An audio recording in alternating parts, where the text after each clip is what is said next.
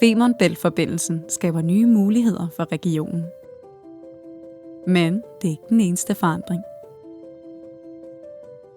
Jord og materialer fra tunnelbyggeriet genanvendes til noget større. En visionær destination. Velkommen til Lollands Sydkyst. Et banebrydende projekt, hvor natur og udvikling går hånd i hånd. Her omdannes et menneskeskabt landskab til et levende og bæredygtigt naturområde med strandenge, klitter og vådområder, som fremmer biodiversitet og er udviklet i overensstemmelse med vurderingen af områdets vand- og miljøforhold. Stier, hoteller og ferieboliger integreres nænsomt i landskabet. Promenader og rekreative områder forbinder land og vand og skaber oplevelser i harmoni med naturen. Området tager form trin for trin, med omtanke for naturen, klimaet og de behov, der venter forude. Arkitektur og landskab går hånd i hånd og skaber rum for både biodiversitet og oplevelser.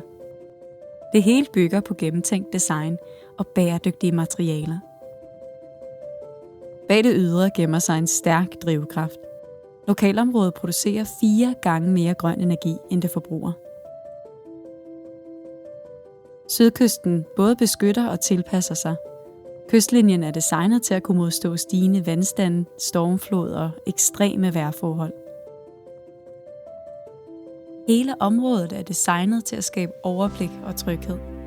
Med veje, stier og tydelig wayfinding, så alle føler sig velkomne. Også når der er mange mennesker.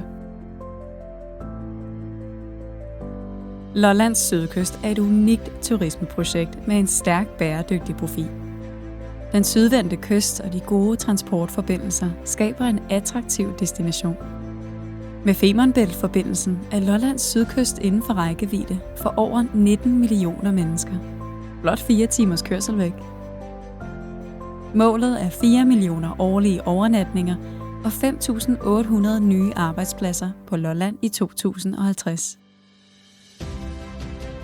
Sydkysten er fremtidens model for bæredygtig turisme i Danmark og en central del af den nationale turismestrategi. Her vokser en unik kystdestination frem, der vil inspirere Danmarks bæredygtige turisme og sætte en ny standard for oplevelser i harmoni med naturen langs vores sydvendte kyster.